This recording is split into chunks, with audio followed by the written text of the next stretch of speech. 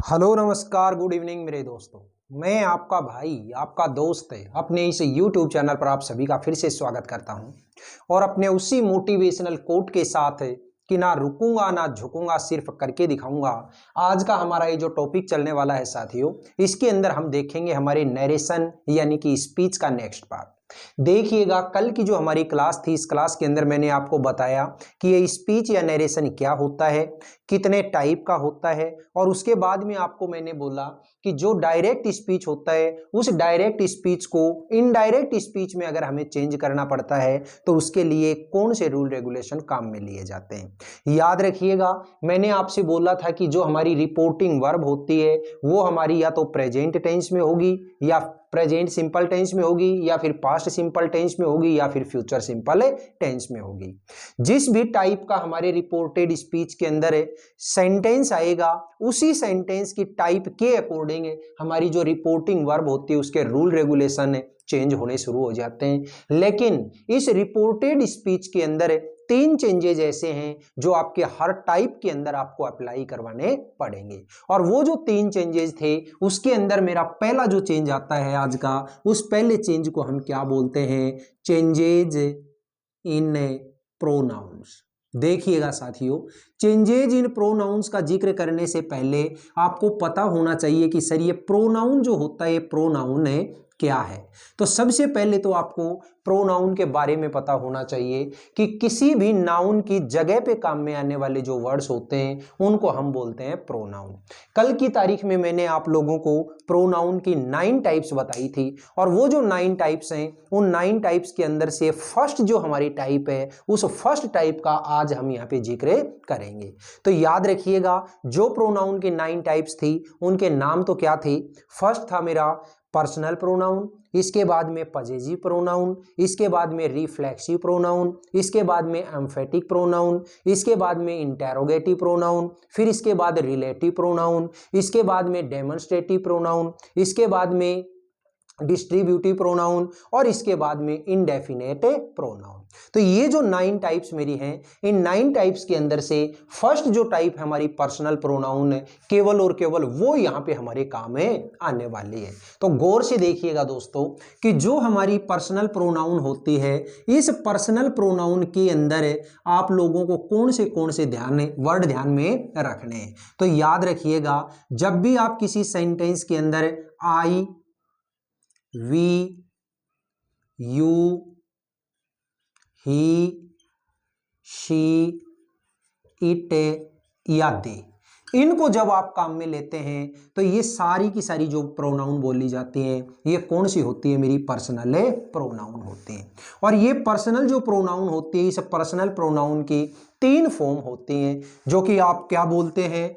First form बोलते हैं, फिर इसके बाद में इसकी सेकंड फॉर्म बोलते हैं, और इसके बाद में इसकी थर्ड फॉर्म में बोलते हैं। जो फर्स्ट फॉर्म होती है उसको हम दूसरे किस नाम से जानते हैं? Subjective form.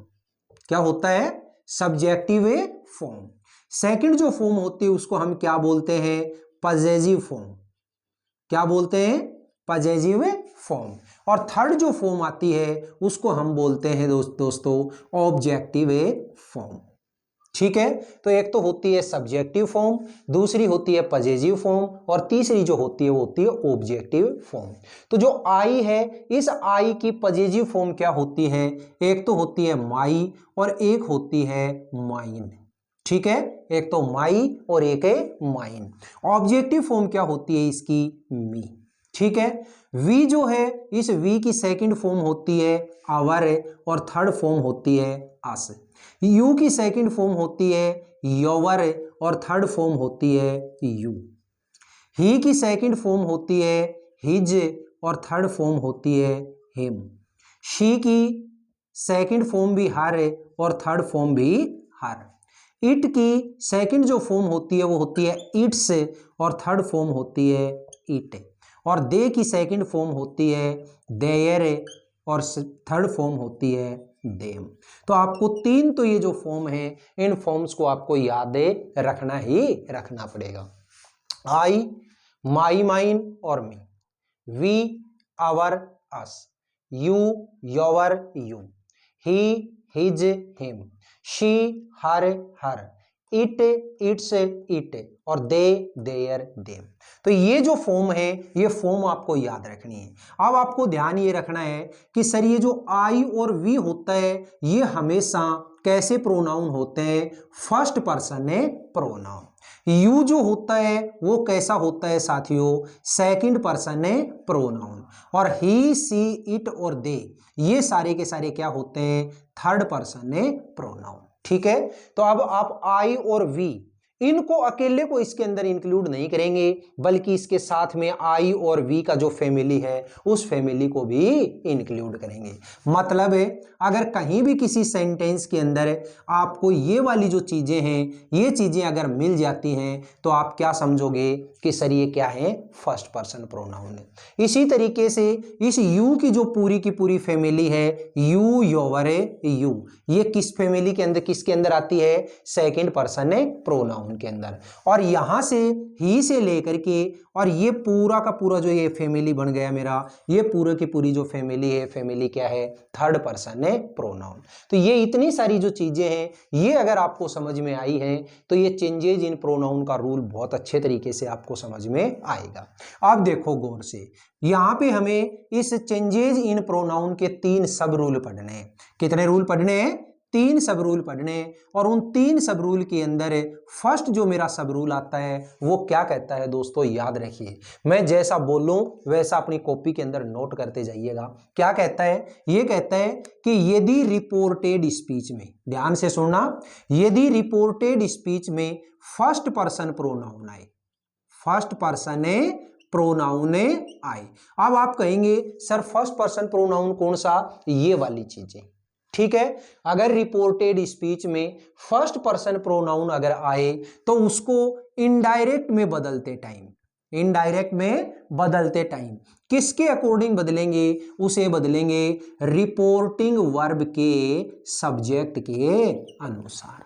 क्लियर हो गई, याद रखना कि रिपोर्टेड स्पीच में फर्स्ट पर्सन प्रोनाउन अगर आता है तो इनडायरेक्ट में बदलते टाइम उसे रिपोर्टिंग वर्ब के सब्जेक्ट के अनुसार बदल दिया जाएगा। ठीक है, सेकंड जो सब रूल आता है वो सेकंड सब रूल क्या कहता है कि अगर रिपोर्टेड स्पीच में सेकंड पर्सन प्रोनाउन आए, सेकंड पर्सन प्रोनाउन आए, सेकंड पर्सन प्रोनाउन मतलब है ये वाली चीजें, यू, योवर, यू। ठीक है, ये चीजें अगर रिपोर्टेड स्पीच के अंदर आती हैं तो उसे इनडायरेक्ट में बदलते टाइम किसके अकॉर्डिंग बदल देंगे, रिपोर्टिंग वर्ब के ऑब्जेक्ट के अनुसार बदल देंगे। ठीक है, थर्ड जो सब रूल होता है वो थर्ड सब रूल क्या कहता है कि अगर रिपोर्टेड स्पीच में थर्ड पर्सन प्रोनाउन आए, क्या है, थर्ड पर्सन प्रोनाउन आए तो इनडायरेक्ट में बदलते टाइम उसे नो चेंज। ठीक है, नो चेंज का मतलब है जो थर्ड पर्सन है वो चेंज नहीं होगा, वो जैसा है वैसा का वैसा ही रहेगा। थर्ड पर्सन का मतलब क्या है, ये वाली जो चीजें हैं ये सारी की सारी। ठीक है, अगर ये चीजें कहीं पे भी आपको मिल जाती हैं रिपोर्टेड स्पीच में तो ये वैसी की वैसी रहेंगी, इनको हम चेंज नहीं करेंगे। अगर ये वाली चीजें मिल जाती हैं तो आप जानते हैं ये तो सेकंड पर्सन है और second person will be changed according to object of reporting verb, यानी कि इसको रिपोर्टिंग वर्ब के ऑब्जेक्ट के अनुसार हमें बदलेंगे। और अगर ये वाली चीजें आपको मिल जाती हैं तो आप किस में बदलेंगे, रिपोर्टिंग वर्ब के सब्जेक्ट के अनुसार। इसलिए जो मेरा चेंजेज इन प्रोनाउन का रूल है इसके लिए आपको इन तीनों सब रूल को याद रखने के लिए एक छोटा सा फॉर्मूला याद रखना है और वो क्या है, SON डिवाइड बाई 1 2 3। मतलब क्या हुआ कि अगर रिपोर्टेड स्पीच के अंदर, रिपोर्टेड स्पीच कौन सी होती है साथियों, सेंटेंस के अंदर जो इन्वर्टेड कोमा के अंदर जो बंद होता है ना, ठीक है, इसको बोलते हैं हम रिपोर्टेड स्पीच। और इन्वर्टेड कोमा से जो बाहर होता है उसको हम क्या बोलते हैं, रिपोर्टिंग वर्ब। क्लियर हो गई। तो इस चीज को आप याद रखिएगा कि इन्वर्टेड कोमा के अंदर जो चीज बंद होती है उसको बोलते हैं रिपोर्टेड स्पीच, और इन्वर्टेड कोमा से बाहर जो होती है उसको बोलते हैं रिपोर्टिंग वर्ब। तो याद रखना कि ये जो चेंजेज इन प्रोनाउंस का जो रूल है इसके लिए छोटा सा फॉर्मूला आपके लिए बनाया है। वो क्या है कि अगर रिपोर्टेड स्पीच में यानी इसके अंदर फर्स्ट पर्सन प्रोनाउन आए, मतलब ये वाली चीजें आई, तो किसके अकॉर्डिंग बदलेंगे? रिपोर्टिंग वर्ब के सब्जेक्ट के अनुसार। अगर रिपोर्टेड स्पीच में सेकंड पर्सन प्रोनाउन आए, मतलब है ये वाली चीजें, तो फिर उसको किसके अनुसार बदलेंगे? हमें रिपोर्टिंग वर्ब के ऑब्जेक्ट के अनुसार। और फिर तीसरा क्या बोला कि अगर रिपोर्टेड स्पीच के अंदर थर्ड पर्सन प्रोनाउन आए, यानी कि ये वाली चीजें, ठीक है, तो नो चेंज, ठीक है, यानी उसको चेंज नहीं करेंगे। ये छोटा सा फॉर्मूला अगर आप याद रखेंगे तो चेंजेज इन प्रोनाउन का जो रूल होता है ये आपको बहुत अच्छे तरीके से समझ में आएगा, ठीक है। ये जितने भी रूल रेगुलेशन बताए हैं अभी तक, इनको आप बार बार रिवाइज करिए। जब ये रूल रेगुलेशन हमारे कंप्लीट हो जाएंगे तो इसके बाद में जितने एग्जाम्पल हो सकेंगे वो एग्जाम्पल हम साथ साथ करते चले जाएंगे। बताइएगा दोस्तों, टॉपिक देखो थोड़ा बड़ा जरूर है लेकिन इतना हार्ड नहीं है जितना तुम लोग अभी तक समझे बैठे हो, ठीक है। एक एक डॉज के रूप में जब ये चीजें अपन पढ़ेंगे तो बहुत अच्छे तरीके से हम ये समझ लेंगे, ठीक है। तो बताइएगा मेरे दोस्तों, आज की जो क्लास थी ये क्लास आपको कैसी लगी? अगर ये क्लास वाकई में आपको अच्छी लगी है तो इस क्लास को आप ज्यादा से ज्यादा लाइक करिएगा, शेयर करिएगा, कमेंट बॉक्स में कमेंट करके जरूर बताइएगा। और अपने इस चैनल को अगर आपने अभी तक सब्सक्राइब नहीं किया तो प्लीज इसे सब्सक्राइब करके पास वाले बेल आइकन को जरूर प्रेस करिएगा। फिर मिलेंगे अपन अगले वीडियो में, तब तक के लिए आप हंसते रहिए, मुस्कुराते रहिए और बहुत शानदार तरीके से अपनी इन क्लासेज का आनंद लेते रहिए। All the best, see you again next time.